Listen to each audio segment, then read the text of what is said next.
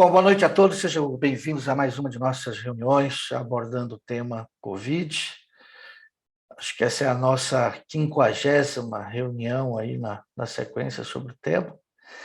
E hoje nós vamos discutir o impacto da pandemia nos pacientes cirúrgicos, e todos nós sabemos que ele não foi pequeno, né? Foi uma população de pacientes que se prejudicou muito por conta das dificuldades do sistema de saúde ocasionados aí pelo aumento de demanda durante a pandemia. E para tal aí nós vamos receber dois convidados aí, grandes amigos, colegas do hospital, da anestesia.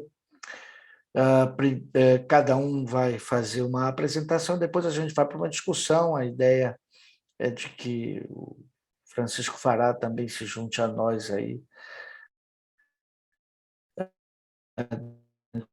na discussão. Mas, primeiro, vai falar sobre o impacto global da pandemia nas cirurgias o Dr. João Manuel da Silva Júnior, que é diretor do Departamento de Anestesiologia do Hospital Servidor Público Estadual. Ele é médico intensivista do Instituto do Câncer, do Hospital de Clínica da Faculdade de Medicina da USP, do Hospital Israelita Albert Einstein. E depois o João Manuel vai falar para nós sobre triagem para uma cirurgia segura.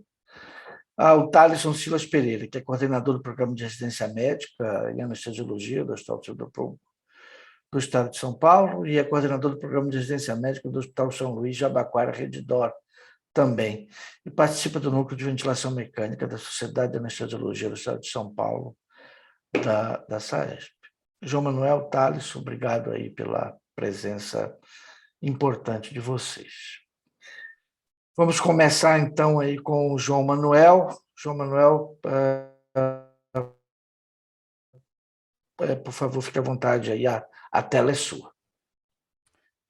Bom, obrigado aí pela consideração e poder aí estar dando a aula para mim sempre nesse serviço é uma honra, né? O serviço que me formou e eu devo, assim, metade da minha vida de formação a esse serviço, juntamente aí com o Dr. Ederlon, que foi o maior professor aí que eu tenho na questão da terapia intensiva.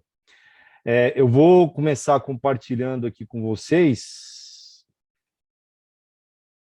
e vou colocar aqui em modo de apresentação.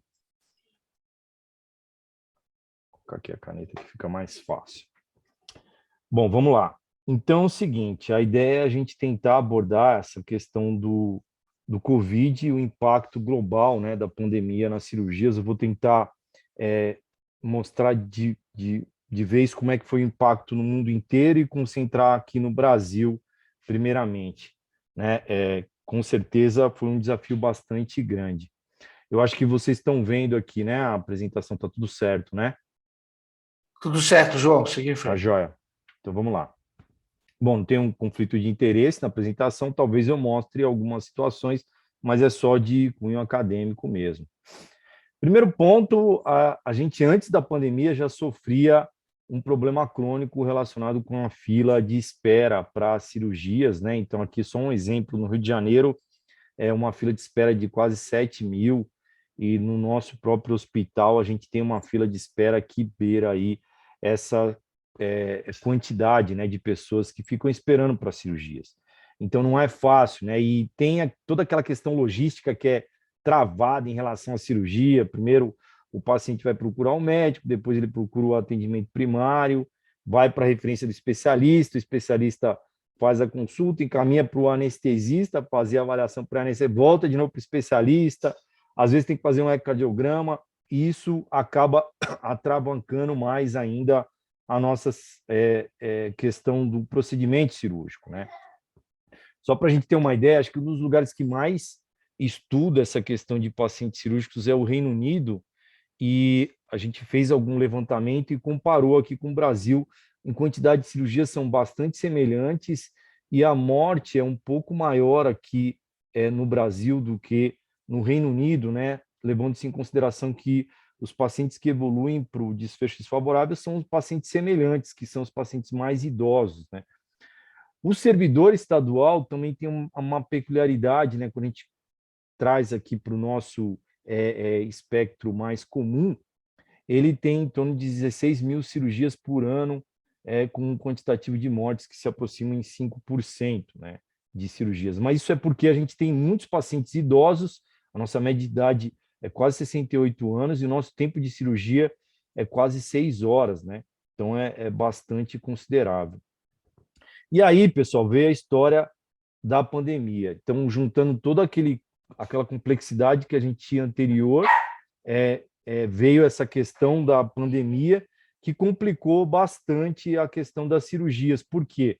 Porque as cirurgias elas começaram a ter uma nova abordagem, não eram todos os pacientes que poderiam ser operados, depois o Thaleson vai entrar um pouquinho mais nessa questão, mas ocorreram bastante cancelamentos dos agendamentos cirúrgicos, as cirurgias começaram a ter um cuidado diferente, tanto no pós-operatório quanto no pré-operatório, né?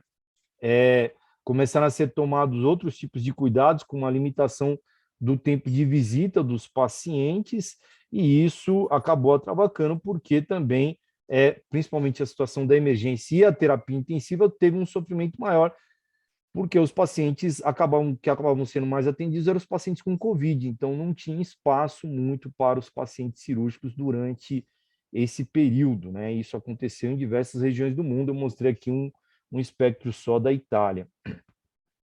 Juntando a isso, né, uma revisão sistemática com 39 assuntos relacionados com a questão, mostrou que as recomendações também mudaram para os pacientes, né, porque os pacientes não poderiam ter a circulação, né, os profissionais da saúde tinham que ter todo um cuidado adequado, né, com o preparamento dos equipamentos para ser submetido às cirurgias, né. Então, os pacientes que tinham que ser confirmados para cirurgias tinham que ser COVID negativo. Houve um desenvolvimento para o fornecimento de materiais essenciais para as cirurgias, e porque a gente teve também uma restrição até de medicamentos, né, para realizar as cirurgias. Isso impactou em quase todos os tipos de cirurgias, né? A gente acabou vendo que todas as cirurgias acabou tendo um sofrimento bastante considerável com isso. Então, uma das questões, né, que foi levantado também das consequências do Covid com relação a isso, primeiro ponto, a redução nos trabalhos, né, que foram levantados mostrava a redução expressiva das cirurgias. A maioria dos trabalhos, de 75% a 100% dos trabalhos se concentravam em redução do tipo de cirurgias, e também a maioria dos trabalhos mostravam que, principalmente, teve uma redução no envolvimento de residentes residentes de cirurgias, né, e fellows de cirurgias, né. Isso aí foi bastante impactante, principalmente aí no servidor estadual. Depois, até se o Kiko tiver na reunião, ele pode até falar disso, que ele era bastante crítico nessa questão e levava toda vez isso como pauta, né, mostrando que os residentes das cirurgias acabaram tendo bastante impacto, e isso, obviamente, no serviço que tem sistema de educação, teve aí uma consideração em relação à redução nas cirurgias, em relação ao aprendizado desses residentes, né? E também, quando é visto do ponto de vista da experiência do paciente, o que teve mais estudos foi relacionado com a dor, né, que os pacientes sentiam também, né? Por quê? Porque demorava mais tempo para ser operado, e aí, consequentemente, esses pacientes tinham mais sintomatologias, e um deles, que foi bastante estudado, era a questão da dor.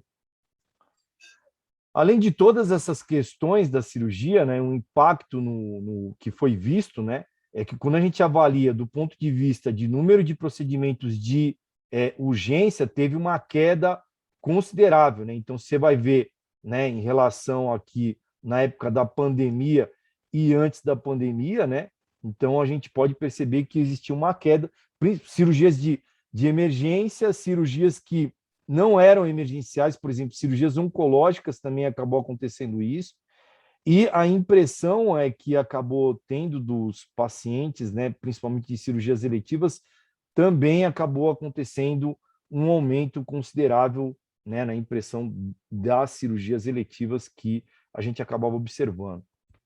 Acho que um dos locais que a gente pode até ver, tem até sites para isso, né, que é esse Covid Surge, né, que ele mostra o impacto considerável relacionado com o cancelamento das cirurgias. Então, aqui avaliando cerca de 60 países que foram verificados, 28 milhões de operações tiveram que ser canceladas, né? E isso durou aí, acabando sendo postergada para cada 12 semanas depois mais para frente, né? Isso acabou acontecendo. E dessas 2,3 milhões de cirurgias eram cirurgias relacionadas a câncer, né? Que a gente vai abordar um pouquinho mais para frente depois, né? Um pouco mais de calma. Então, 72% de todas as operações foram canceladas. Isso elevou bastante a taxa. Ele até mostra que uma das que foram bastante canceladas foram as cirurgias ortopédicas, né? Que eram cirurgias que às vezes não podem esperar.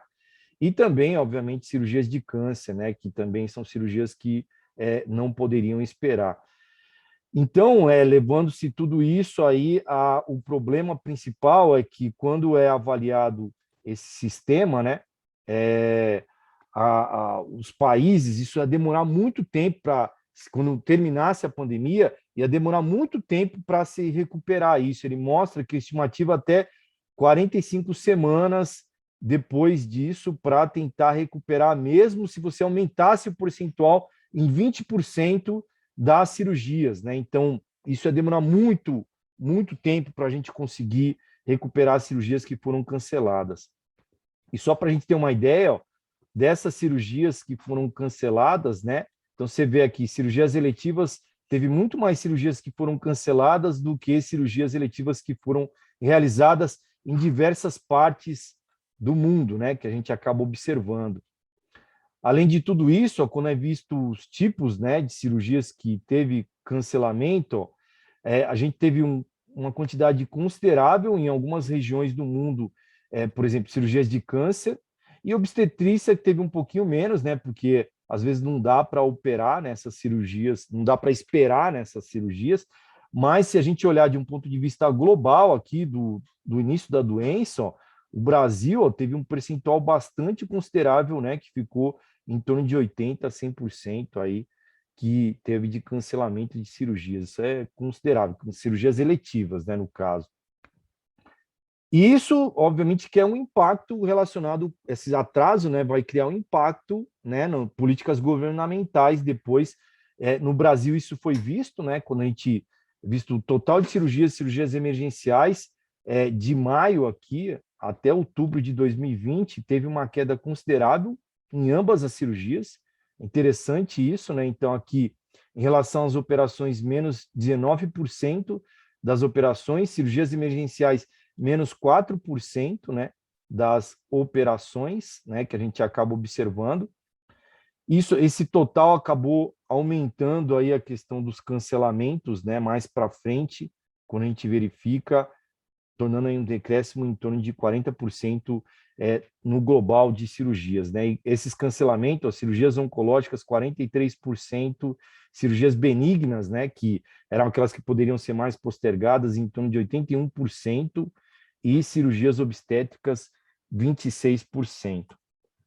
Depois o Thaleson vai acabar abordando essas questões que, obviamente, né, esses cancelamentos tinham um objetivo principal, porque os pacientes que acabavam operando com Covid tinham um prognóstico pior no pós-operatório, né? Isso a gente tem que levar em consideração.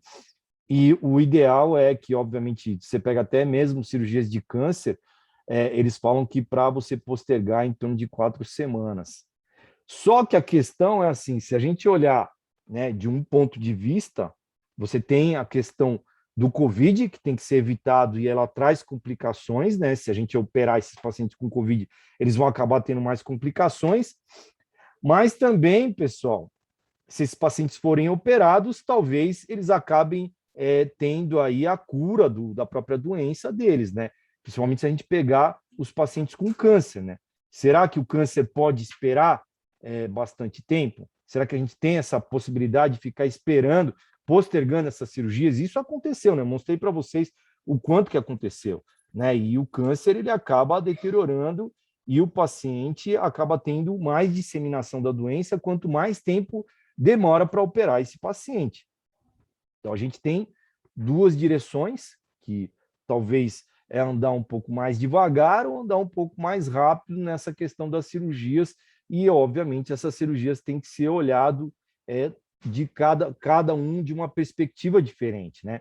E isso foi extremamente complexo, né? Acho que todos os lugares aqui, principalmente em São Paulo, talvez a gente pode pegar em várias diversas partes do mundo, sofreram um caos tremendo, né? Um colapso de fato no sistema de saúde, onde a gente não conseguia colocar paciente para dentro.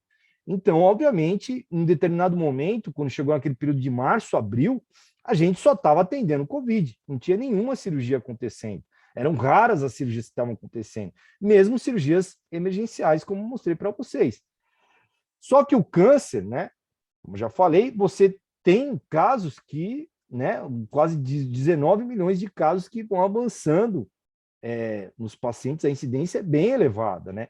E isso está relacionado com maior mortalidade nessa população. Você tem aumento de casos, maiores mortes, né? E provavelmente a gente vai vivenciar isso recentemente.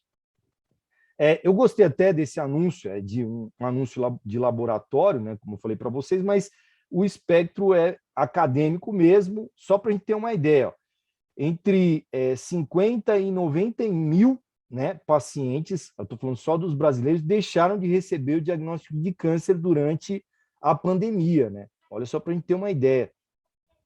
70% foi a redução das cirurgias de câncer durante o período de março a maio. Né? Olha que interessante. 13% menos riscos de morte pode aí ter o paciente quando ele opera mais rápido de câncer, né, em até 30 dias. Então, quando você opera esse paciente mais rápido, você reduz o risco de morte desse paciente. E 95% de chance de cura, por exemplo, no câncer de mama. Olha só a questão, você resolvendo a vida, tratando esse paciente adequadamente, operando esse paciente, você tem muitas condições de salvar esse paciente. Então, é esse tipo de problema que vai ser acarretado e que a gente vai acabar observando agora, mais para frente. Então, quando a gente vê a questão do impacto da pandemia aqui, do câncer, né, no Brasil, né, estou só colocando aqui no Brasil, e nas diversas regiões aqui do nosso país, ó, um comparativo de 2019, pré-Covid, e 2020. Ó. Quando a gente pega aqui no Brasil como um todo, existiu uma redução em torno de 3,7%, né, que acabou acontecendo de admissões de pacientes com câncer nos hospitais. E isso vai impactar, obviamente, naquela questão que eu coloquei para vocês anteriormente. Né? Onde que aconteceu maior esses impactos? Ó? Principalmente na região sudeste, né, que a gente acabou observando isso. Em relação às cirurgias, ó, no Brasil como um todo também a gente teve um impacto considerável de redução de cirurgia. E, de novo, principalmente região sul e sudeste. É claro que isso, né, se a gente for analisar com outro prisma, na questão do Covid, né, das admissões para o Covid, a gente vai ver que, obviamente, a gente teve menos admissões desses pacientes, menos cirurgias, mas, por outro lado, parece que nessas regiões sul e sudeste foi um pouco mais controlável a questão do Covid. Eu acho que fica mais fácil da gente ver nesse gráfico aqui, ó. Porque aqui o que está amarronzado aqui, ele está falando das admissões por Covid em 2020 nas diversas regiões. Olha a região norte e compara com a região sudeste, ó, as admissões por Covid. Ó. Foi mais baixo, né? Então teve um controle melhor nessas regiões. Justamente porque, obviamente, teve que pesar essa questão, né, das cirurgias, das admissões desses pacientes, né? Que a gente acaba vendo. É óbvio que, do ponto de vista proporcional, a gente tem mais admissões por um todo, né, de pacientes na região sudeste e região sul, mas a gente teve uma redução mais considerável nessas regiões de admissão de Covid, né, que a gente acabou observando. Mas pode ser que agora, nesse exato momento, a gente comece a ter problemas com essas cirurgias que ficaram represadas, né? Olha a questão do impacto do atendimento dos pacientes oncológicos aqui num hospital específico aqui do Brasil, né? A gente verifica que pré-pandemia 2019, ó, o atendimento era crescente nesse período. E depois, durante o período da pandemia, olha o que acabou acontecendo. A gente teve uma diminuição no atendimento dessas cirurgias, e isso aconteceu em quase todos os quesitos do tratamento dos pacientes com câncer. Olha os pacientes oncológicos cirúrgicos. O que aconteceu durante esse período? As cirurgias reduziram de fato até chegar uma redução extrema, né? Então, anteriormente, operava quase 200 pacientes e agora chegando até 38 pacientes, e até transplantes, né? Que a gente não pode parar, né? A questão de transplantes também teve uma redução quando foi avaliado anteriormente. Ó. Então, olha a questão, né, da negativação nesse período de março até maio. Olha o que aconteceu, o regime de diversos tipos de tratamento dos pacientes com câncer. Né? O que acabou aumentando, ó, é o tratamento via oral, que era possível ser feito em casa. Né? E isso aumentou essa questão da telemedicina e o tratamento aumentou. E quando você pega aqui a relação do stop, né, que deu para esse tipo de pacientes, obviamente, quando você compara, né, a sobrevida foi muito pior, né, dos pacientes que acabaram aí atrasando o tratamento, tiveram essa interrupção do tratamento nessa questão. A grande pergunta é o que a gente vai fazer, pessoal? Como é que a gente vai resolver esse problema? E aí, eu falo para vocês que, infelizmente, a gente ainda não tem uma solução concreta para isso. Né? Totalmente concreta, a gente não tem. A gente pode até discutir isso aqui depois, no final, porque a gente não consegue represar essas cirurgias, ela tem que acontecer, mas se acontecer, pessoal, ou, né, se vocês viram como aconteceu no período de março e abril, onde não tinha onde colocar os pacientes. Então, a gente vai operar a que momento esses pacientes? Como é que a gente vai fazer para continuar o tratamento desses pacientes? Então, especificamente, quando a gente fala em câncer, eles falam até para ver se você tem um diagnóstico estabelecido, se o paciente, como é que você vai avaliar o risco do paciente para considerar ou não o tratamento desses pacientes. Né? Então, primeiro, você verifica o diagnóstico, verifica o risco, se esse paciente for de baixo risco, talvez a gente tenha que postergar, considerar e atrasar os procedimentos nesse paciente. Né? Então, aqui coloca um organograma que fala a respeito disso, né? Então, a abordagem ela tem que ser multidisciplinar. O paciente, se ele for candidato à cirurgia, né? Eu estou falando aqui de um tipo de paciente, você vai avaliar se seguramente a gente pode postergar essa cirurgia. Se sim, você vai pensar em outros tipos de tratamento, fazer quimioterapia, radioterapia nesse paciente, que também tem que ser avaliado, né? Porque talvez isso vai ter que ser feito num momento mais seguro também, né? Não, nem sempre a gente vai ter que colocar o paciente nesse tipo de tratamento. Mas, se é viável, né, a gente fazer essa questão, a gente vai levar esse paciente para outro tipo de tratamento. Ou, se não é possível, né, colocar o paciente para operar. Não vai ter jeito, não vamos ter como postergar. Se o paciente não é candidato à cirurgia, você vai considerar outros tipos de tratamento mais sistêmicos, né? E aqui, de novo, né, também verificar um momento mais seguro para fazer esse tratamento quando a pandemia estiver mais controlado, que talvez seja esse momento atual. Eu acredito que a gente está num controle melhor dessa pandemia.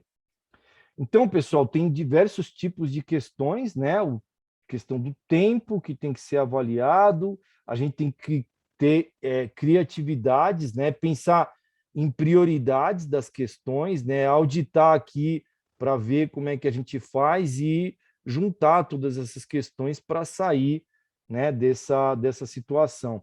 Talvez eu acredito bastante nesse tipo de protocolo aqui, pessoal, que é a aceleração do paciente cirúrgico.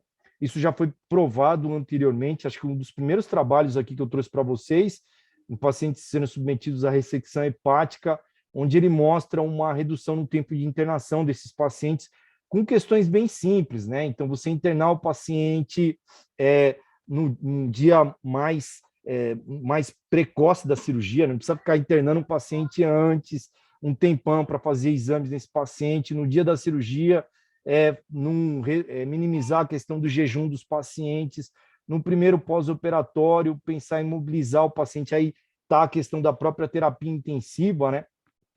Voltar à dieta, analgesia. Então, hoje no nosso hospital, a gente começou aí com um grupo de dor e isso faz total diferença nos pacientes, porque acelera a alta desse paciente.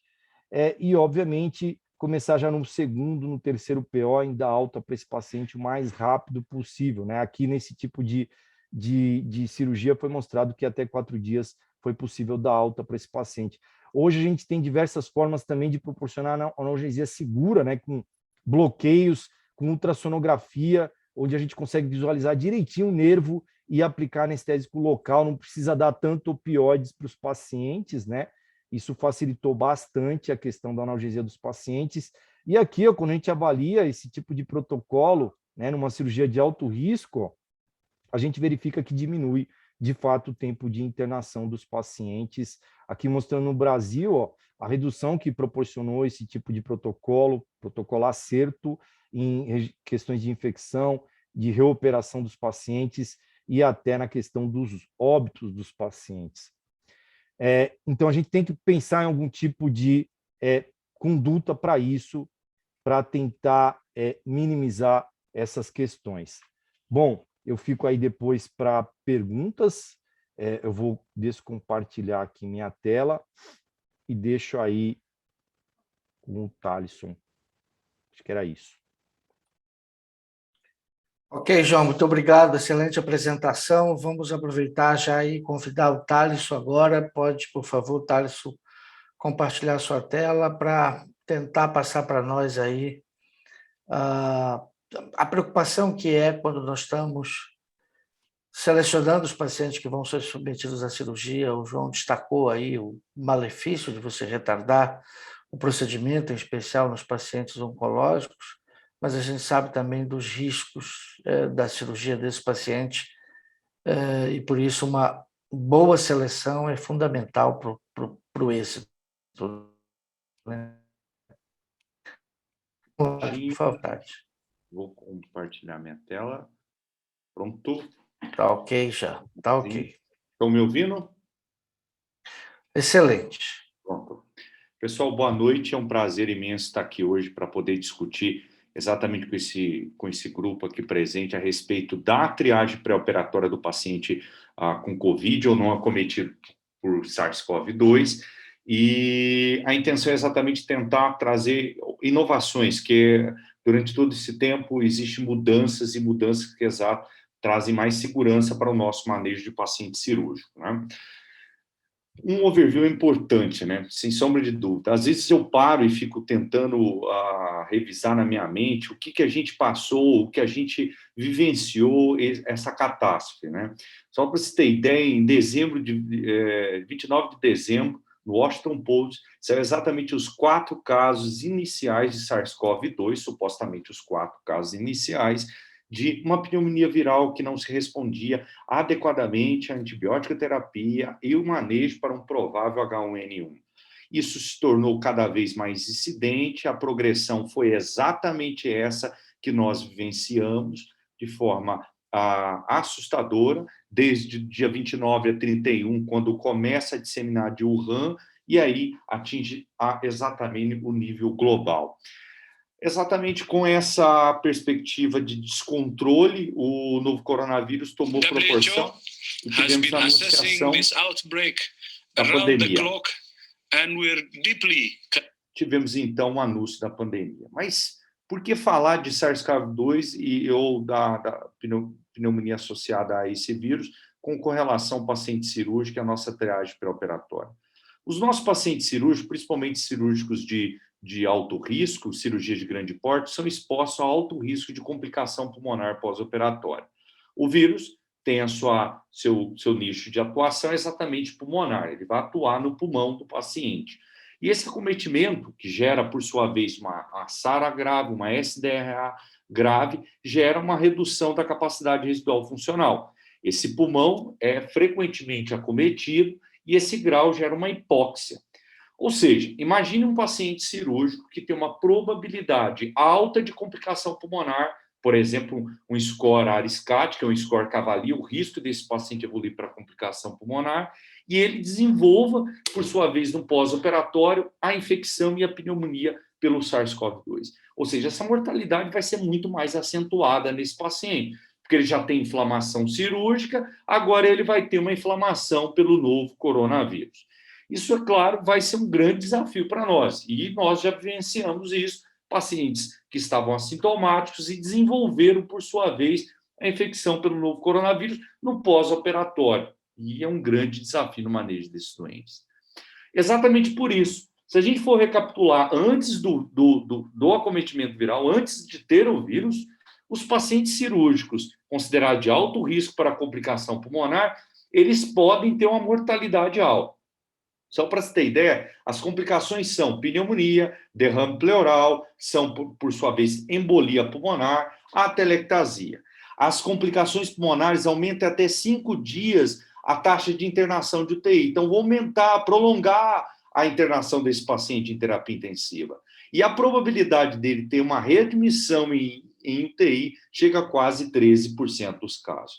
Bom, o mais interessante, se eu for trazer para custos, a gente lida com instituições públicas e particulares, mas é interessante notar isso, não um paciente com Covid, mas eu estou falando um paciente quando tem uma complicação pulmonar no ambiente fora pandêmico. Quando ele tem uma complicação pulmonar, esse custo pode chegar a quase $7 mil. Quando ele evolui para uma insuficiência respiratória, uma traqueostomia, esse paciente pode ter custos, os custos hospitalares podem chegar a quase $120 mil. Ou seja, hoje, colocando o dólar, está quase R$700 mil aí, se a gente for colocar essa situação. São um leque de possibilidade de complicação pulmonar. Agora, se eu tenho um paciente que ele é oncológico, ele tem uma proposta cirúrgica, e, infelizmente, ele foi acometido pelo novo coronavírus no pós-operatório, esse paciente, já com risco de complicação pulmonar, agora ele vai ter esse acréscimo de complicação mais acentuada. Mas o COVID ele não traz só complicação pulmonar, ele traz complicações hematológicas. Um paciente oncológico já tem um risco 2 vezes maior de tromboses e embolias no período pós-operatório. Então, eu estou acrescendo uma possibilidade de mortalidade mais alta nesses pacientes. O João já abordou essa situação, mas eu queria deixar bem claro que os 6 meses, na verdade, as 12 semanas do ano de 2020, em que nós ficamos parados no contexto cirúrgico, isso trouxe consequências. Mas por que a gente parou a cirurgia, né? A gente tem que perguntar por que a gente teve que parar de realizar procedimentos eletivos? Porque nós tínhamos uma alta demanda de internações hospitalares, nós tínhamos uma alta demanda de corpo clínico, de profissionais de saúde, e nós tínhamos também uma alta demanda de recursos em que poderiam gerar colapso, e aconteceu esse colapso exatamente. Para você ter ideia, as cirurgias coloretais ginecológicas tiveram um impacto crescente dessa suspensão, assim como cirurgia plástica, em que a gente pode colocar aqui uma situação bivalente. Teve um momento que as plásticas caíram, mas a partir do momento que amenizou a primeira onda, houve uma crescente solicitação e requisição de cirurgias plásticas não oncológicas, com a triagem realizada de forma adequada. Exatamente no Global Surgery, que é uma página que eu recomendo todos a procurarem, pesquisarem. Essa é uma corte exatamente de 510 hospitais, 60 países que foi analisado, e o impacto dessas suspensões, quando analisado de 12 semanas, que a gente está colocando aqui, né, 12 semanas do ano 2020, houve quase 2,3 milhões de cirurgias oncológicas suspensas. Isso trouxe, é claro, uma dificuldade imensa da gente retornar. O João já trouxe esse dado, mas eu queria trazer um outro dado, que é o seguinte: quanto tempo a gente vai levar para recuperar isso, né? A gente está agora um número N cirúrgico absurdo na nossa instituição, e, claro, em outras instituições, porque o seguinte, para recuperar exatamente o que estava acontecendo, a gente tem que começar a triar esses pacientes. Hoje a gente está triando, fazendo PCR exatamente 40.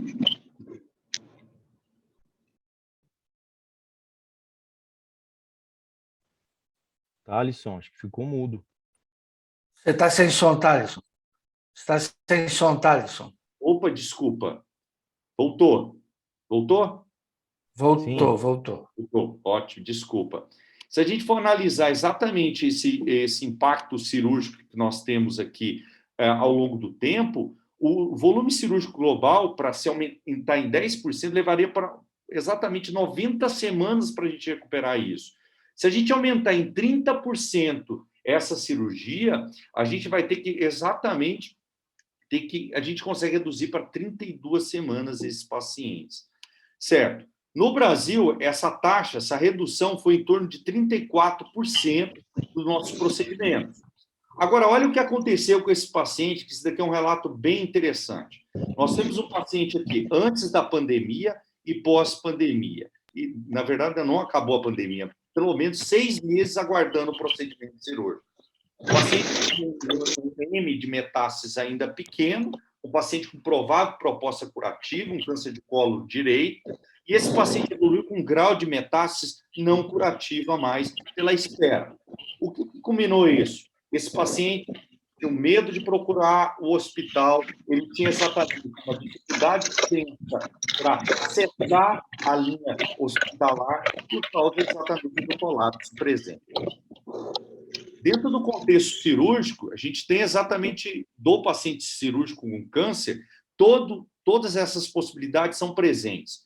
O SARS-CoV-2 gera uma redução da imunidade e gera complicações. É o que eu vou até discutir no último slide da aula. Ou seja, como é que a gente vai lidar com esses pacientes exatamente num período mais tardio, mais à frente, com essa consequência do COVID, ou seja, como abordar esses pacientes mais à frente.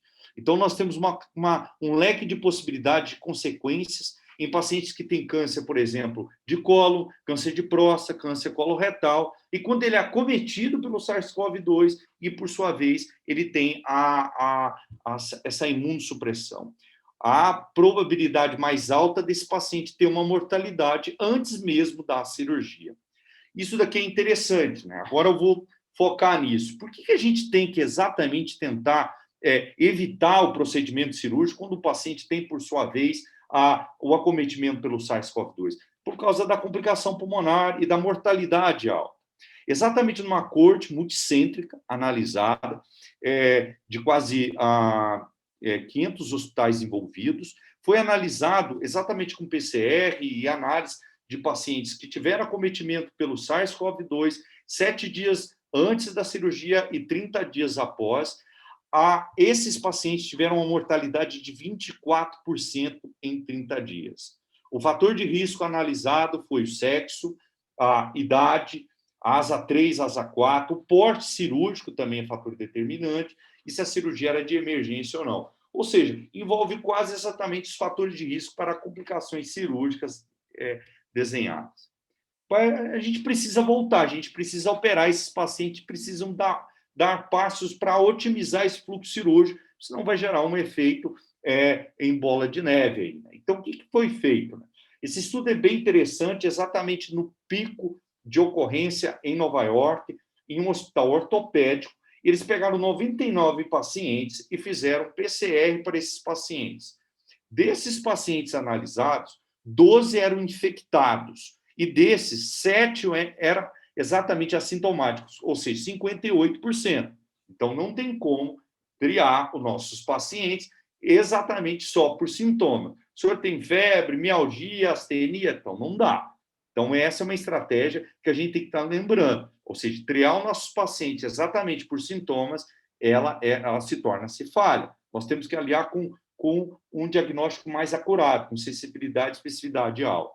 E exatamente isso que foi feito. Quando a gente pega esses pacientes, realiza uma triagem adequada, com PCR sendo feito antes do pré-operatório, e também criando um ambiente cirúrgico e um ambiente de terapia intensiva, que é chamado sem Covid, um ambiente free, ou seja, eu diminuo o risco desse paciente ter complicação e mortalidade e taxa de infecção mais baixa. Então, isso foi a primeira estratégia que nós fizemos, né? Criar um ambiente limpo e um ambiente exatamente com possibilidade de Covid-19. Isso nós temos que manter até hoje. Também ambiente de terapia intensiva. Mas outra pergunta que é feita é o seguinte: quando que eu vou operar o meu paciente quando ele é acometido pelo novo coronavírus? Qual tempo eu vou ter que esperar exatamente quando a gente pensa em cirurgia oncológicas, né? O que a gente tem que analisar? Se a gente for ver em 4 semanas aqui, ou seja, quando o paciente tem PCR positivo e tem lesão pulmonar, a gente tem que esperar, no mínimo, para esse paciente, para diminuir o risco de complicação pulmonar, mais de 4 semanas. De 2 a 4 semanas, a gente tem que estar relembrando que o risco de complicação fica em torno de 11%, 12%. Se a gente for analisar de 1 a 2 semanas aí de sintomas ou de comprometimento, essa taxa de complicação pulmonar aumenta em 18,5%. Agora, quando a gente pensa em mortalidade, né, se a gente for analisar esses pacientes, a mortalidade ela pode se tornar-se mais acentuada quanto mais precoce é a cirurgia realizada nesse paciente. Ou seja, com mais de 4 semanas eu começo a ter uma segurança mais acentuada. Então, ele pegou Covid, não tem sequelas, não tem, por sua vez, ainda dependência de oxigênio, ele não tem, por sua vez, uma miopatia do paciente crítico, ele é um paciente que pode ser até candidato, e a gente tem que fazer um pré-operatório adequado desse doente. Quando a gente pega esse paciente já de 2 a 4 semanas, a mortalidade já chega a 3,4%, e de 1 a 2 semanas, essa possibilidade ela pode aumentar aí. Ou seja, o que a gente tem que estar fazendo agora com esses pacientes? Esperar exatamente no mínimo 4 semanas para melhorar esse paciente, ele ter uma recuperação adequada. Só que nós temos desafios, que é o seguinte: imagina um paciente que foi entubado, ficou em ventilação mecânica duradoura, esse paciente teve tempo de analgesia exacerbado, teve miopatia do paciente crítico, saiu desnutrido, comprometido, e ele tem uma proposta cirúrgica. É isso que a gente tem que começar a fazer uma reunião global, ou seja, multidisciplinar. Como recuperar o status funcional desse doente para ele conseguir aguentar o procedimento cirúrgico. Porque nós estamos diante de um paciente que já tem um câncer, que é debilitante, e ele tem agora também as sequelas do Covid-19 e do tempo de internação prolongado. Ou seja, qual o timing disso? A gente não tem essa resposta ainda, mas a gente tem que começar a pensar em equipe multidisciplinar para gerar esse benefício nesses pacientes. E aí, como é que faz essa triagem, né? A gente teve vários pontos, e a gente, na nossa instituição mesmo, a gente realizava isso, ou seja, triagem baseada em PCR pelo SWAB, triagem realizada com tomografia e PCR. O que foi interessante é exatamente que o PCR é uma ferramenta mais barata e mais ágil para facilitar exatamente essa triagem. E o NNT é adequado. Então, se a gente for analisar, a nossa triagem com PCR, ela se tornou hoje quase que a mais recomendada a ser realizada em todos os ambientes cirúrgicos. Agora, qual a pergunta que a gente tem que estar realizando? Porque nós saímos exatamente de um pico na primeira fase e de uma segunda fase em que essa acentuada a disseminação do coronavírus gerou também um grande impacto cirúrgico. E aí, o que acontece?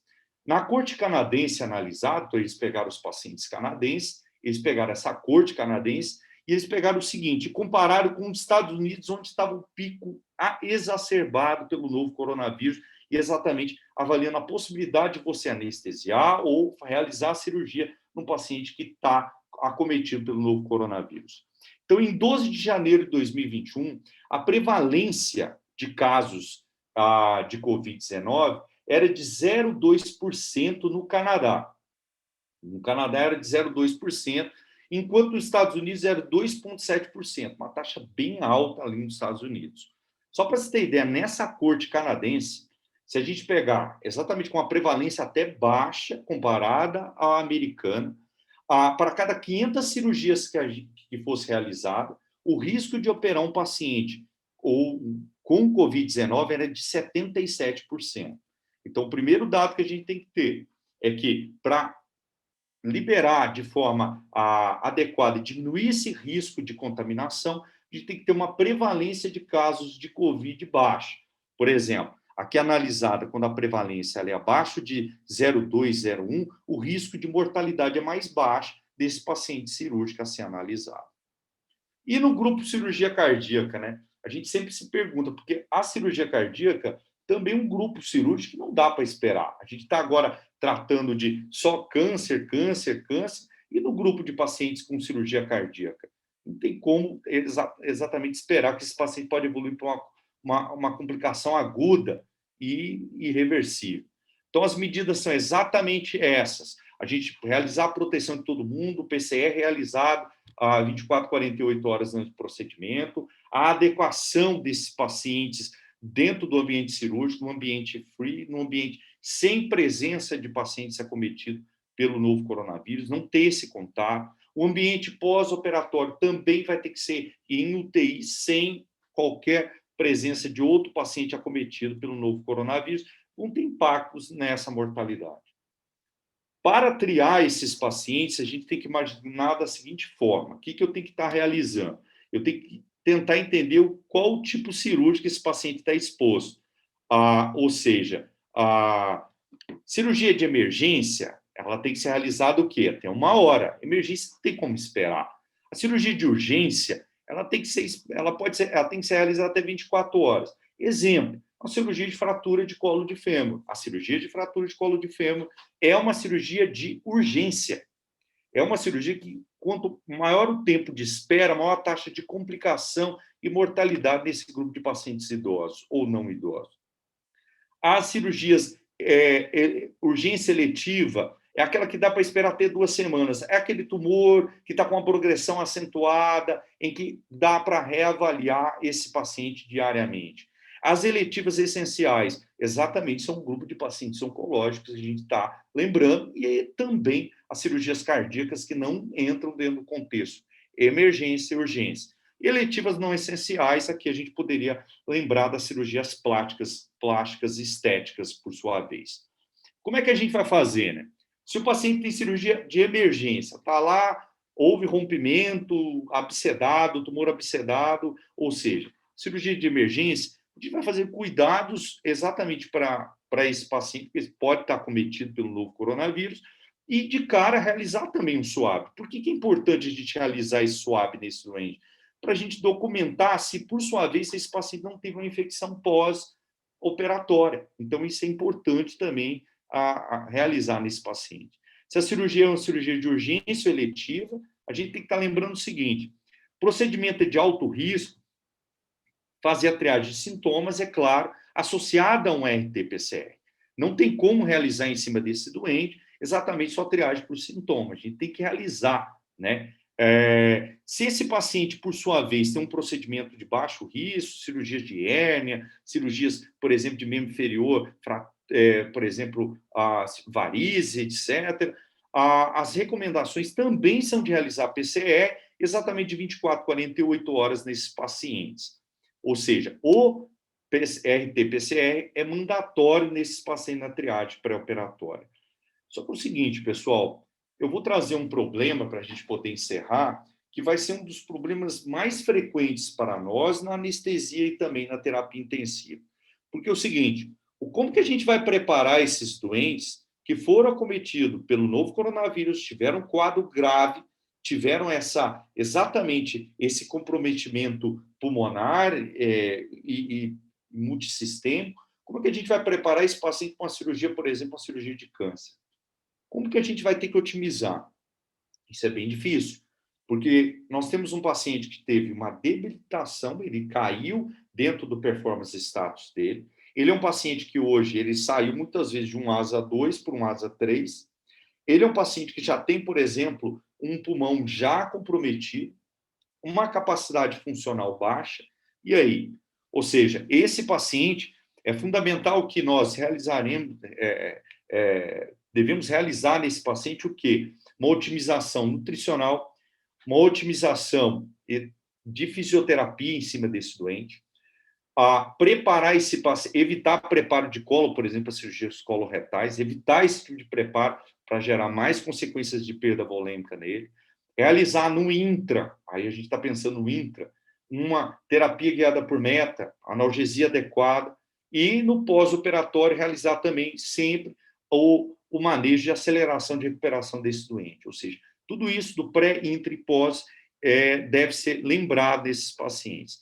Isso daqui vai ser um desafio, a gente vai pegar muito doente desse, a gente já está pegando esse tipo de paciente, exatamente porque, pelo número crescente de casos que nós temos. Ou seja, a probabilidade é alta para a gente vivenciar pacientes acometidos pelo novo coronavírus num quadro mais tardio com proposta cirúrgica. Meu muito obrigado. Parabéns, Thalisson. Excelente apresentação. Acho que nós temos aí bastante assunto para discutir nos próximos minutos. Eu queria só contextualizar um pouco todos, antes da gente abrir para as discussões. Como o João Manuel destacou aí a questão das cirurgias, nas cirurgias, em 2019, a UTI do servidor recebeu 2.996 pacientes cirúrgicos, cirurgias eletivas e de urgência, 3.000 pacientes.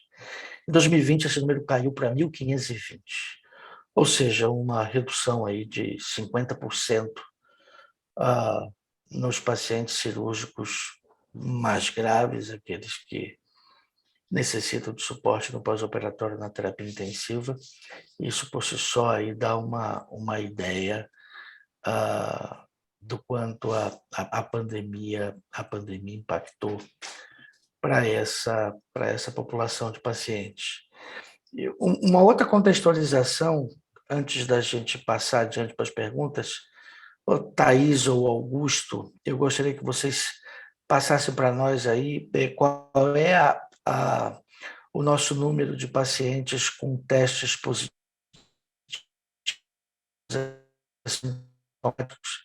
de cirurgia eletiva percentualmente, até para contextualizar o pessoal da importância da testagem, que o Thalisson já ressaltou, mas que acho que não custa reiterar esse número para o pessoal.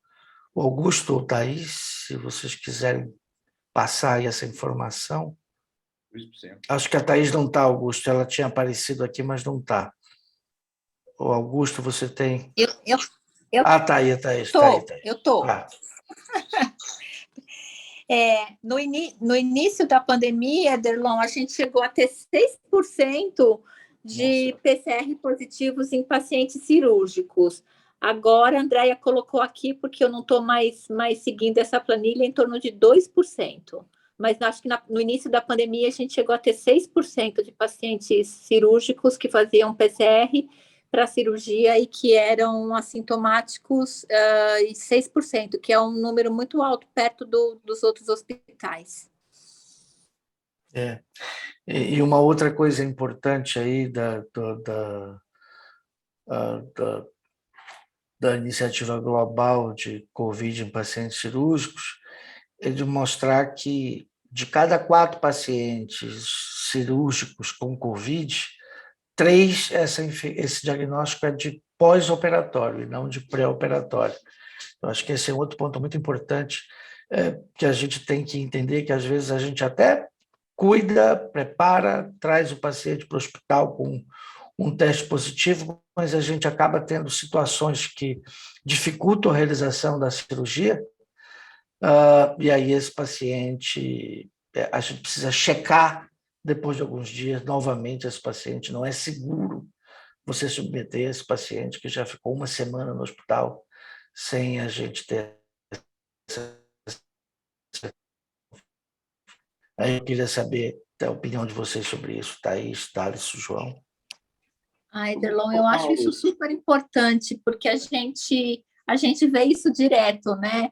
O paciente está internado há um tempo, aí ele faz um PCR, e aí ele vai para uma cirurgia que foi programada e esse PCR está vencido. Então, acho que a temporalidade do PCR é muito importante. A gente deixou no hospital até 72 horas antes da cirurgia. Mas a gente vê muito caso com vocês, inclusive na UTI de pós-operatório, que o paciente foi para a cirurgia com PCR de 5 dias, de 7 dias, e que ninguém checou ou resolveu operar, mesmo com o PCR já mais antigo, e aí depois a gente fica preocupado quando ele dessatura que ele pode ter sido operado na vigência de um Covid. Então, acho que isso é muito importante, eu sempre falo isso, a gente não tem... quem cheque efetivamente isso para o paciente e para o centro cirúrgico. E a gente vê muitos casos que vão para cirurgia eletivas com PCR já vencido. Eu não sei se é esse pessoal da anestesia quer comentar. Então, eu vou colocar um dado prático, porque eu acho que, valorizando até que o Ederlon trouxe e a senhora trouxe, a respeito desse diagnóstico tardio, né? Um paciente, no término da primeira onda bariátrica, PCR realizado 48 horas antes, negativo, instituição particular. Fez o PCR, entrou para a cirurgia, fez a cirurgia. No segundo dia pós-operatório, essa paciente começou a ter adinamia, começou a ter dessaturação, inflamação cirúrgica, não sei que tal, começou. Investigar. Fizeram uma tomo na paciente. A paciente tinha exatamente acometimento de base, pode ser atelectasia, pode ser COVID. Fez o PCR, deu PCR positivo. Aí entrou toda a cascata de complicação. Essa paciente evoluiu, por sua vez, para intubação orotraqueal, ela evoluiu para TVP, TEP, deiscência de ferida, fístula, e ela entrou em óbito, um paciente de 28 anos. Ou seja, é a consequência que nós trouxemos exatamente da avaliação prospectiva desses doentes. Ou seja, muitos casos têm diagnóstico realizado exatamente no pós-operatório. E esse é um problema que nós vivenciamos. Eu acho que agora com a vacinação, tá, você pode trazer até esse dado, acho que a gente vai amenizar mais essa possibilidade. Mas eu acho que não pode parar exatamente de realizar essa triagem. Essa triagem vai ter que ser mantida, não pode parar, porque existe ainda o risco desses pacientes estarem acometidos mesmo vacinados. Mas essa questão do Covid no pós-operatório pode ser intra-hospitalar a infecção também ou não, Thais? Essa é sempre uma dúvida, né, que gera. Então, aí depende do tempo de internação, João Manuel. O que a gente está utilizando? Se o paciente tem menos de 7 dias de internação, a gente considera esse COVID comunitário. Claramente, ele pegou esse COVID na comunidade. E ele estava incubando quando ele internou. Se ele tem o tempo de internação entre 7 e 14 dias, a gente considera um COVID hospitalar provável. E se ele tem mais de 14 dias de internação, certamente o COVID é de aquisição hospitalar. E o Thaleson citou um caso em que, infelizmente, provavelmente esse paciente estava no período de incubação e no momento em que o teste pode dar um falso negativo, é esperado, e é uma situação em que você, apesar de todas as cautelas, não tem como evitar. O que a gente tem que fugir é da situação em que, por negligência nossa, a gente opera um paciente com um teste anterior, já vencido, com um tempo de internação no hospital longo, expondo ele a um risco adicional, porque a gente viu. E essa é uma coisa que é importante todo mundo entender. Às vezes eu fico com a sensação de que as pessoas acham que fazer o RT-PCR é uma burocracia a mais que se incluiu no pré-operatório, e não uma triagem para se fazer uma cirurgia mais segura. E esse é o entendimento.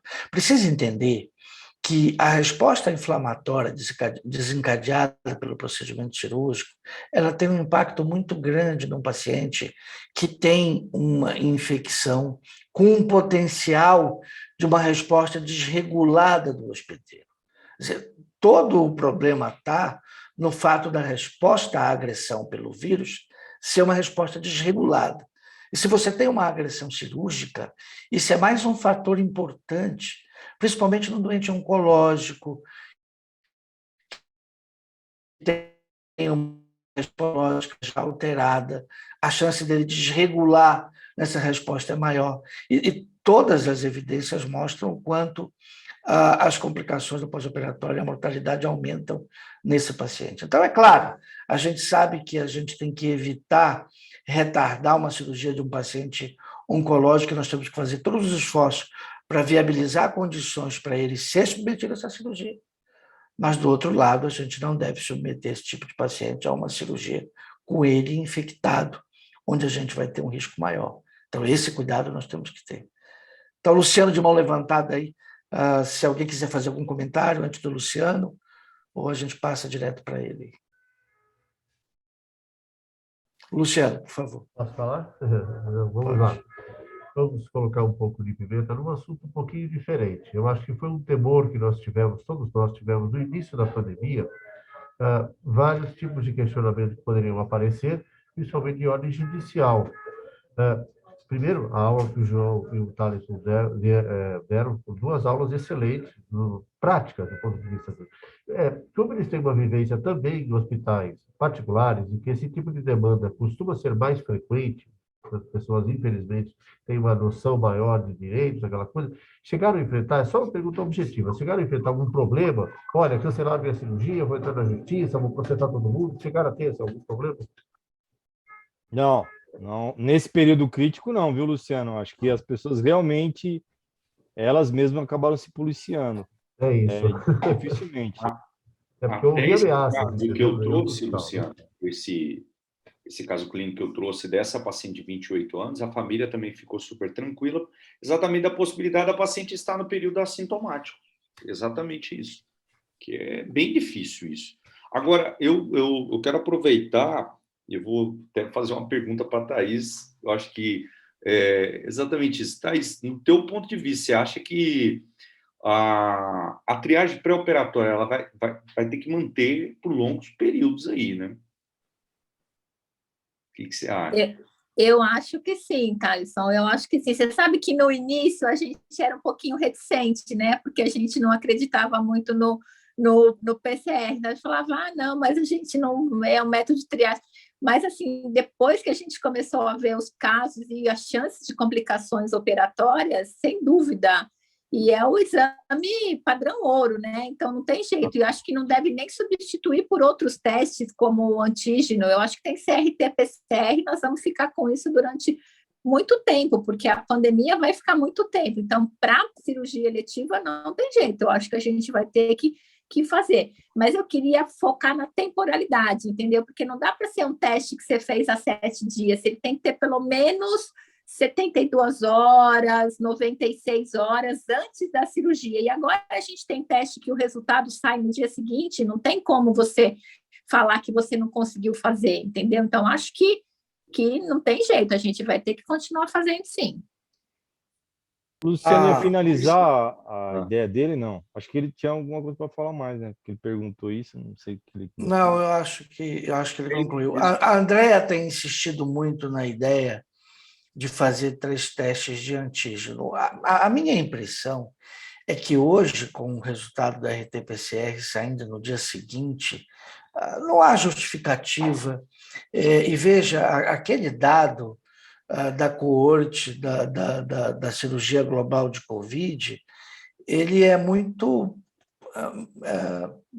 claro, com um grande número de pacientes, de dizer que o que diminui mais o risco do paciente é, de fato, o SWAB, e que não é SWAB mais antígeno de fazer os dois, ficaria mais caro e não acrescenta muita vantagem. Então, eu acho que, principalmente agora, com essa facilidade do dia seguinte, e é importante todo mundo entender que, puxa vida, não há nenhuma dificuldade. O exame é coletado num dia, o resultado está no outro dia. Então, se você teve alguma intercorrência que dificultou fazer a cirurgia do seu paciente, resolveu isso, coleta um novo exame. A gente nunca decide fazer a cirurgia nessa trilha horas antes. No mínimo, a gente decide fazer essa cirurgia um dia antes, 2 dias antes. Portanto, é o momento. Decidiu, coleta o exame, no outro dia nós vamos ter o resultado. Ederlon, só queria colocar uma questão aqui em consideração. O que acaba acontecendo agora, que a gente está vivenciando, depois o Thaleson até pode confirmar isso, a quantidade de cirurgias está aumentando exponencialmente. Inclusive, a demanda está muito elevada de cirurgias. Talvez isso impacte um pouco nessa logística que vai acabar acontecendo. E outra questão, olha só para você ter uma ideia, a gente está com uma falta de anestesistas no mercado hoje, né? A gente não consegue... Por quê? Porque aumentou o quantitativo de salas cirúrgicas, os hospitais querem operar a todo custo, né? Porque deu uma controlada na questão da pandemia. E eu acho que talvez a gente tenha algum impacto aí nesse atrapalhado aí de ver se a questão é de Covid ou não. Vai ter bastante trabalho, acho que o CCH, eu penso que agora isso pode acontecer. Sabe que a minha impressão, João, é que os 2 gargalos para esse boom de demanda cirúrgica, eles são centro cirúrgico acho até que nesse momento até o maior gargalo, e na sequência UTI. Então, eu acho que, do ponto de vista de CCIH, de fazer o controle, de coletar o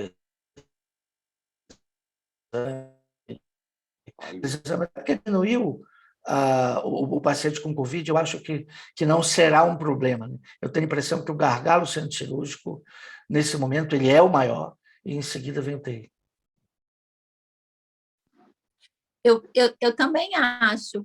E eu acho assim, a gente vai ter muitos pacientes cirúrgicos, eu não tenho dúvida disso, e a gente vai ter falta de recursos humanos. Escolher o exame é o de menos, João Manuel. O que eu acho que a gente precisa é estabelecer quem checa o exame quando o paciente chega no centro cirúrgico para saber vamos operar ou não vamos operar, porque hoje o anestesista não checa, o cirurgião não checa, a enfermeira, quando recebe o paciente no centro cirúrgico, não checa, a gente só vai ver depois, quando ele chega na UTI, que ele operou com o PCR vencido, é ou não é, Ederlon? E assim, esse é um outro problema. A UTI tenta ser um pouco mais a questão da liberação da vaga em relação ao PCR, e isso cria até com que o pessoal faça um bypass. Então eu vou operar sem UTI para que eu não precise ter o teste. E a gente precisava que isso fosse uniforme, de que tanto o TI quanto o centro cirúrgico segurasse isso. E vou dizer mais para vocês, pessoal. Dos últimos 10 óbitos nossos de Covid no hospital, 5 foram de pacientes cirúrgicos. 5 de pacientes cirúrgicos. Então, Delon, mas por isso que era importante a presença do Kiko aqui, viu? Porque essa é uma guerra que a gente vivencia no centro cirúrgico. Eu estou achando que o Kiko não veio para essa reunião hoje por causa disso. E como ele não veio, ele está me deixando à vontade para falar isso, e eu quero depois que ele assista à gravação. Cadê o Kiko? Furou? Furou, não veio. Eu acho que tem que ter triagem mesmo, não tem como impedir essa triagem. O que é interessante, eu até brinco com os residentes, antes de perguntar o nome do paciente, pergunta se o PCR é negativo. Eu acho que é fundamental isso. Qual o nome do PCR está negativo? Toca a cirurgia. E quanto tempo foi feito esse PCR? Não, ele tem um PCR negativo. Esses dias chegaram com PCR de 10 dias lá. 10 dias. Eu falei, não tem como. Tipo assim, não é porque você quer impedir o procedimento, você quer impedir exatamente essa mortalidade aí apresentada. Porque a consequência é alta. É isso, Thalisson. É essa falta de quem cobra, porque isso não é um trabalho da CCIH. Como é que eu vou sair pegando o mapa cirúrgico e ver quem tem PCR, quem pode ir para a cirurgia, quem não pode? Esse não é o meu trabalho, esse trabalho é do cirurgião, entendeu? De quem está operando o paciente, a responsabilidade é do cirurgião que vai operar esse paciente. O meu trabalho é ver Covid hospitalar. Outra coisa que eu queria colocar é que, tipo assim, as instituições estão tendo um problema que é o seguinte: para fazer o PCR, eles internam o paciente para fazer o PCR. E aí o paciente pega Covid no hospital. Eu vou aqui dar um exemplo prático do nosso hospital. A neurocirurgia teve 6 GBMs com Covid no pós-operatório. Eu preciso dizer que todos os 6 morreram. Todos os 6 morreram. A neurocirurgia passou a se preocupar muito com a questão da triagem do PCR. Houve uma mudança de comportamento deles. Eles aderiram um pouco mais a isso. E nós não tivemos mais esse tipo de complicação com o paciente da neurocirurgia. Mas nós temos algumas clínicas que insistem nisso. Um problema quanto mais, e esse é um dos problemas, é uma das contas difíceis de fechar. Fratura de fêmur em idoso. Perfeito. O Thales fez a colocação absolutamente correta. Essa é uma cirurgia de emergência, essa é uma cirurgia de urgência que tem que ser feita dentro de 24 horas. Ok. E aí, com frequência, esse paciente não tem um RT-PCR, um argumento tem.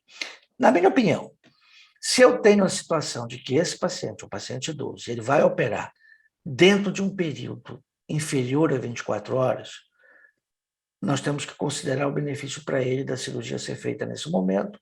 Aí eu acho que é um paciente para você fazer um antígeno, para você fazer uma tomografia, checar sintoma e vamos para a cirurgia.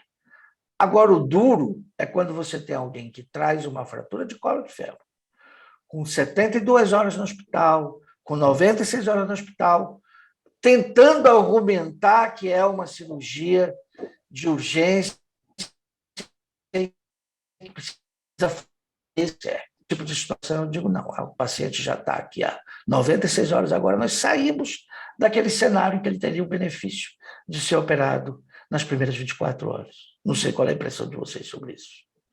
É a mesma sua.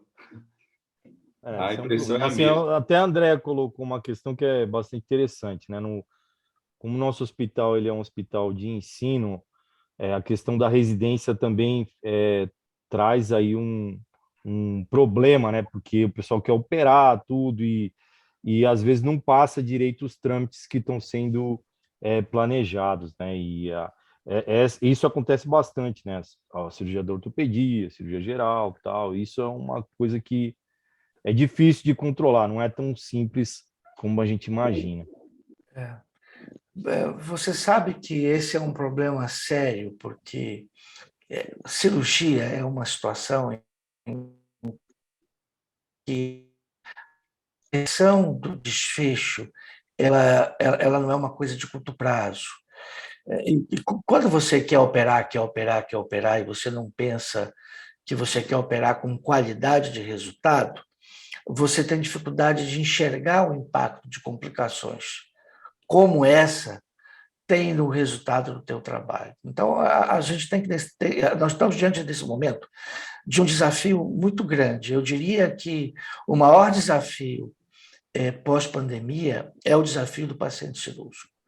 Porque você tem, de um lado, pacientes em que eles agora estão mais graves por conta de que a sua cirurgia foi retardada, e nós temos aí a questão do desafio de não correr o risco de operar esse paciente infectado.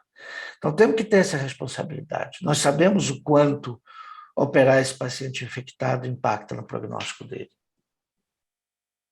Tem uma pergunta aqui, doutor Ederlon, da Mônica, se o causado pela pandemia gerou pacientes mais graves para a cirurgia. Vocês podem responder essa aí. Mônica, isso daí é o seguinte, o que está acontecendo muito agora? As apendicites, na verdade, são câncer de colo perfurado, abscedado, então é uma crescente que está tendo agora. Muitos pacientes acabam chegando com um diagnóstico, e, na verdade, o diagnóstico é uma neoplasia metastática, porque nunca fez uma colono, atrasou. Nós temos pacientes hoje que têm atraso de colonoscopia de quase 1 ano e meio, sem fazer uma colono, sem fazer uma triagem pré. Então, esses pacientes estão exatamente vindo mais graves, e aqueles que, por sua vez, já tinham neoplasia, hoje estão tendo esse comprometimento. Por exemplo, as pancreatés, muitas estão evoluindo por um procedimento, que eu acho que o Kiko tinha que estar aqui mais uma vez para poder explicar, que são, na verdade, não está realizando as pancreatés, estão realizando, na verdade, a biodigestiva apenas como a medida paliativa para esses pacientes, porque a neoplasia já tomou proporções aí sérias no paciente. Então, exatamente, pacientes muito mais graves agora, a maioria, sim. E nós temos tempo de permanência na UTI maior, complicações pós-operatórias e mortalidade pós-operatória maior também, isso é bem claro. Agora, o Lucas fez um comentário aí importante, e é bem legal isso, Lucas, desse compromisso de chamar o paciente para a eletiva com o teste PCR negativo. A gente só precisa complementar isso com o fato de que, uma vez a gente tendo dificuldades de operar esse paciente como se previa, e hoje a gente tem vários gargalos que contribuem para isso, de se preocupar em refazer para a gente não correr o risco, aquele que o Thales comentou, do paciente estar na fase assintomática e teve um teste negativo e ele pode ficar positivo depois, e também a situação principalmente com o tempo mais prolongado no hospital, do paciente adquirir essa infecção dentro do hospital. E esse é um outro enorme desafio, né, Thaís, da gente prevenir essa infecção dentro do hospital, porque as possíveis origens dessa contaminação são muito grandes, né? E com todas as nossas dificuldades, vocês acompanharam aí no Rio Grande do Sul, a gente teve alguns surtos hospitalares que foram dramáticos, né? Queria que você comentasse um pouquinho sobre isso, Thaís, aproveitando. Então, ó, a nossa R4 vai fazer a monografia de conclusão de curso dela, analisando os casos de Covid intra-hospitalar. Então, de março de 2020, acho que abril ou maio de 2020, a gente começou a fazer uma planilha. Quando chega para a gente uma suspeita de Covid hospitalar, a gente coloca o caso na planilha e coloca os contactantes também. Aí ontem eu estava uniformizando as planilhas com ela acho que abril de 2020 até agora, a gente tem 378 casos que não todos são positivos, tá? Quero deixar bem claro, mas que a gente investigou 378 casos de suspeitas de Covid hospitalar e isso gerou 576 contactantes, tá? Que tiveram que ser separados, coletados PCR, avaliados 7 dias depois para ver se o contactante também não adoeceu, tá? Ou seja, é um trabalho enorme da gente tentando minimizar esses surtos. Tivemos surtos na cardiologia, tivemos surtos na psiquiatria, acho que umas 3, 4 vezes, e tivemos outros surtos também, mas especificamente na geriatria, alguns surtos também. Então, e assim, o que eu queria falar para vocês? Só tem 3 maneiras do paciente internado pegar o Covid hospitalar. Ou é de outro paciente, ou é de profissional de saúde, ou é de acompanhante visitante. Então, quando a gente fala, usem máscara, coloquem a máscara, usem a máscara direito, higienizem as mãos, não venham trabalhar doentes, cuidado com os acompanhantes e com os visitantes, e principalmente com o paciente que está do lado, é justamente para minimizar, tá? Eu não vi as taxas dos positivos, mas logo eu fecho isso, porque a gente vai fechar para ela já começar a analisar os dados. É claro que Covid hospitalar mesmo, eu não tenho a porcentagem, mas olha a demanda disso de casos suspeitos de Covid hospitalar, muito grande, gente, muito grande. E o custo disso, né, é gigantesco. Aproveitando aqui a nossa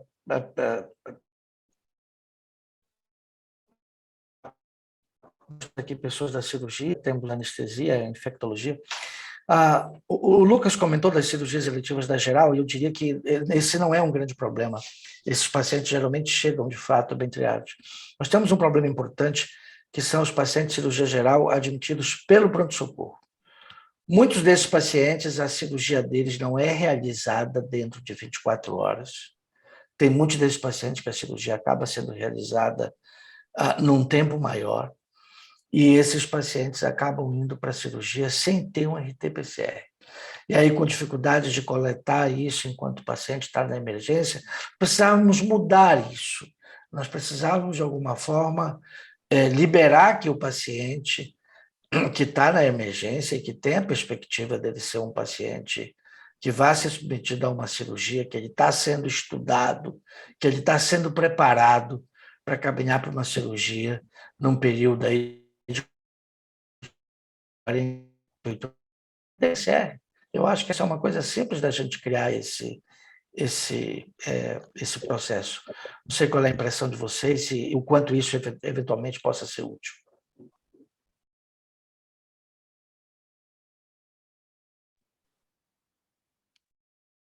Deu uma cortada no que você falou. Podia resumir De que só? os pacientes cirúrgicos de urgência, admitidos pela emergência, e que às vezes eles são preparados para a cirurgia por 48, 72 horas. Esses pacientes tranquilamente poderiam coletar um RT-PCR no pronto-socorro antes da cirurgia. E há uma limitação para essa coleta no pronto-socorro. Precisávamos mudar isso. Não sei o que vocês acham, o quanto isso pode ser útil e a importância disso. Olha, Edelon, vou até fazer um papel de advogado diabo aqui. Às vezes não fica bem estabelecida a questão da cirurgia desse paciente.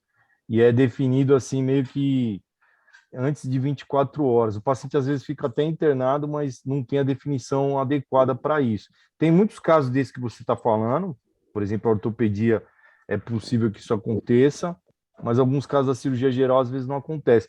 Tanto que uma das questões que a gente discutiu até num desses encontros de todos os pessoas da cirurgia no hospital era a possibilidade de fazer tomografia, né, que sairia mais rápido, né? Você teria a possibilidade, mas eu não sei se como é que ficaria a viabilidade disso. E outra questão é esses testes rápidos também, mas eu acho que até a questão de você ter valor preditivo negativo aí é alta também, né? Não sei se eles são tão confiáveis assim a ponto de fazer uma cirurgia e ter tudo tranquilamente.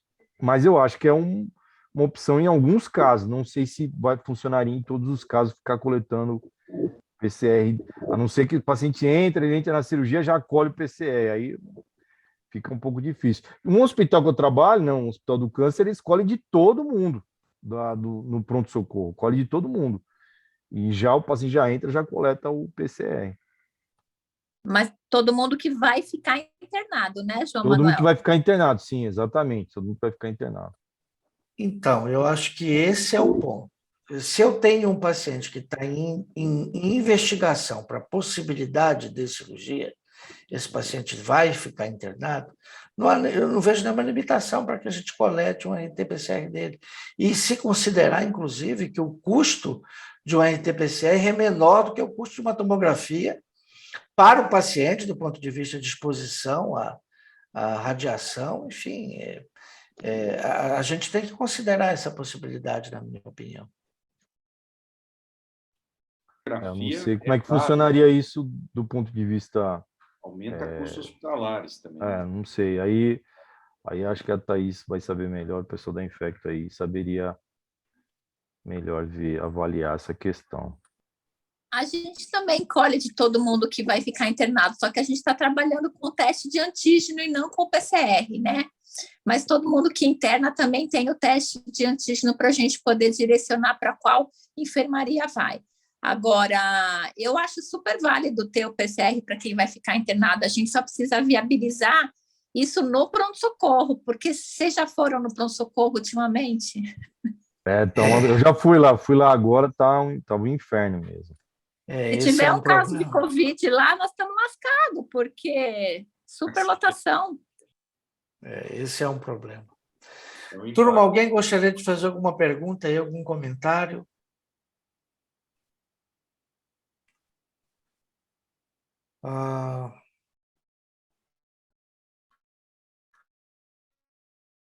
Alisson, João, agradeço muito a participação de vocês. Eu queria deixar vocês à vontade para os comentários finais de vocês, mensagens aí que vocês queiram deixar para o pessoal que está nos acompanhando. Bom, eu acho que é o seguinte, a gente tem um desafio agora pela frente, que eu acho que é o pós-pandemia também, né? Que vem todas essas questões que foram discutidas aqui, se a gente vai continuar coletando PCR, como é que vai funcionar essa questão.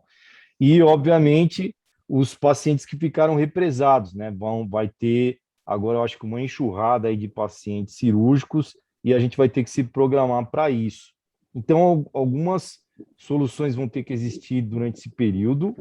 Eu acredito que uma saída é a gente tentar acelerar aí essa recuperação desses pacientes, essa seria uma saída, e, obviamente, manter tudo no mais seguro possível. É o que eu penso aí nesse momento. E aí eu agradeço mais uma vez pela participação aqui nessa reunião. Sem sombra de dúvidas, a gente tem que manter a coleta do PCR e a gente vai ter que manter isso por longos períodos, não tem como evitar isso. A gente mostrou os dados que existe uma probabilidade alta de mortalidade nesses pacientes quando tem infecção pelo novo coronavírus.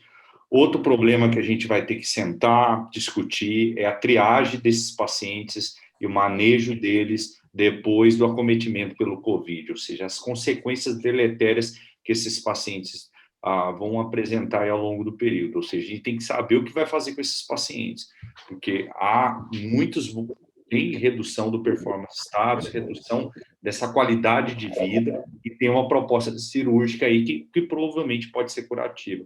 Então, a gente tem que começar a pensar nisso também. E aliar esse PCR frequentemente, e uma dica aí para todos que fazem parte da instituição é checar a data do PCR. PCR com mais de 7 dias, ou como a doutora Thaís trouxe aí, já é um PCR aí que a gente pode dizer que é só papel, não serve para mais nada. Então, a gente tem que ter uma coleta seriada, e participação é multidisciplinar, não é só o anestesista, o cirurgião. Tem que ter o papel também da enfermagem, do grupo, do técnico de enfermagem, todo mundo que faz o checklist pré-operatório. Tem que ter checklist. PCR está adequado? Está. Negativo, quanto tempo? Está liberado o procedimento. É isso que a gente tem que deixar como mensagem. Isso aí, turma. Temos muitos pacientes cirúrgicos que precisam da nossa ajuda agora, que precisam ser operados. Nós precisamos fazer isso com responsabilidade, com todo o cuidado, para que a gente consiga fazer essa cirurgia na condição mais segura para que ele tenha o melhor desfecho. Muito obrigado aí pela participação de todos, Thaleson, João Manuel, Thaís, e a todos que estiveram conosco. O nosso muito obrigado, um grande abraço, uma boa noite para vocês. Semana que vem temos aí miocardite, um assunto aí interessante com a doutora Ludmila. Todos estão convidados. Um grande abraço para vocês. Um abraço. Tchau, tchau. Obrigado.